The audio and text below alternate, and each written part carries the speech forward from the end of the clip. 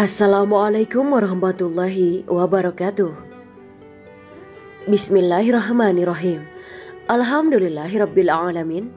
Wa bihi nasta'inu ala umuri dunya waddin. Allahumma shalli wa sallim wa barik ala sayyidina wa maulana Muhammad.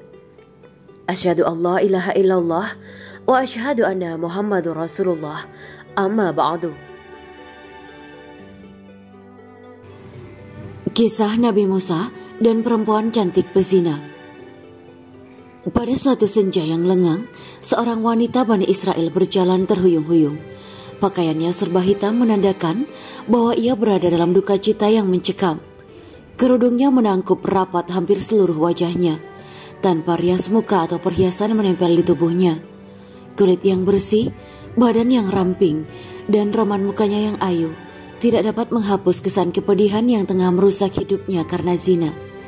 Ia melangkah terseret-seret mendekati kediaman rumah Nabi Musa alaihissalam. Diketuknya pintu pelan-pelan sambil mengucapkan salam, maka terdengarlah ucapan dari dalam, "Silahkan masuk." Perempuan cantik itu lalu berjalan masuk sambil kepalanya terus menunduk. Air matanya berderai tatkala ia berkata, "Wahai Nabi Allah, tolonglah saya. Doakan saya agar Tuhan berkenan mengampuni dosa keji saya." "Apakah dosamu?" tanya Nabi Musa terkejut. "Saya takut mengatakannya," jawab wanita cantik itu. "Katakanlah, jangan ragu-ragu," desak Nabi Musa. Maka perempuan itu pun terpatah bercerita, "Saya telah berzina." Mendengar itu kepala Nabi Musa terangkat, hatinya tersentak. Perempuan itu meneruskan, "Dari perzinaan itu saya pun hamil. Setelah anak itu lahir, langsung saya cekik lehernya sampai tewas," ucap wanita itu seraya menangis sejadi-jadinya. Nabi Musa berapi-api matanya. Dengan muka berang ia menghardik, "Perempuan bejat, enyah kamu dari sini, agar siksa Allah tidak jatuh ke dalam rumahku karena perbuatanmu. Pergi," teriak Nabi Musa sambil memalingkan matanya karena jijik. Perempuan berwajah ayu dengan hati bagaikan kaca membentur batu. Hancur luluh segera bangkit dan melangkah surut. Dia terantuk-antuk keluar dari dalam rumah Nabi Musa. Ratap tangisnya amat memilukan dan tak tahu harus kemana lagi hendak mengadu. Bahkan ia tak tahu mau dibawa kemana lagi kaki-kakinya. Bila seorang nabi saja sudah menolaknya, bagaimana pula manusia lain bakal menerimanya? Terbayang olehnya betapa besar dosanya, betapa jahat perbuatannya. Malaikat Jibril pun turun mendatangi Nabi Musa. Sang Ruhul Amin Jibril lalu bertanya, "Mengapa engkau menolak seorang wanita yang hendak bertobat dari dosanya? Tidakkah engkau tahu dosa yang lebih besar daripadanya?" Nabi Musa pun terperanjat. Dosa apakah yang lebih besar dari kekejian wanita pezina dan pembunuh itu? Maka Nabi Musa dengan penuh rasa ingin tahu bertanya kepada Jibril, "Betulkah ada dosa yang lebih besar daripada perempuan yang nista itu?" tanyanya. "Ada," jawab Jibril dengan tegas. "Dosa apakah itu?" tanya Musa kian penasaran. Jibril menjawab, "Dosa orang yang meninggalkan sholat dengan sengaja dan tanpa menyesal. Orang itu dosanya lebih besar daripada 1000 kali berzina."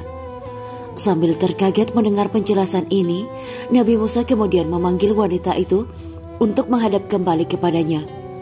Ia mengangkat tangan dengan khusyuk untuk memohonkan ampunan kepada Allah untuk perempuan tersebut. Nabi Musa menyadari orang yang meninggalkan sholat dengan sengaja dan tanpa penyesalan adalah sama saja seperti berpendapat bahwa sholat itu tidak wajib dan tidak perlu atas dirinya. Berarti ia seakan-akan menganggap remeh perintah Tuhan, bahkan seolah-olah menganggap Tuhan tidak punya hak untuk mengatur dan memerintah hambanya.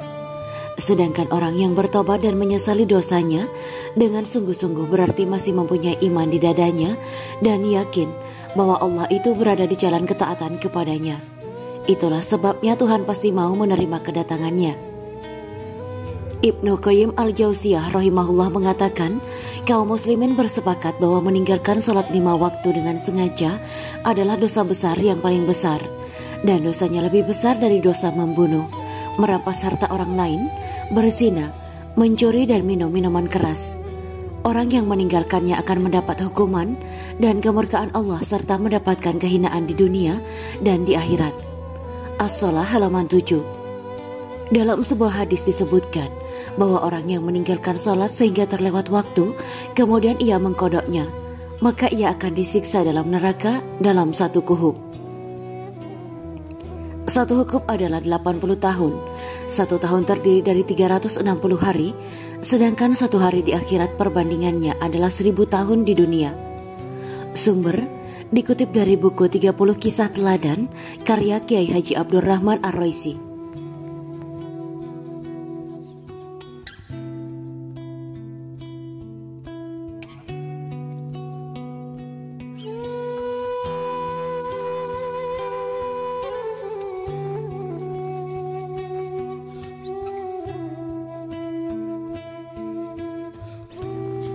Demikianlah kisah Islami Bidadari Surga. Simak terus channel ini untuk kisah Islami menarik lainnya. Terima kasih para sahabat Bidadari Surga yang dirahmati Allah. Semoga diberi kesehatan dan diberkahkan segalanya. Juga dibahagiakan hidupnya di dunia dan di akhirat kelak oleh Allah Subhanahu wa Ta'ala. Amin ya mujibah sa'ilin. Wa akhiron, wabillahi taufiq wal hidayah. Wassalamualaikum warahmatullahi wabarakatuh.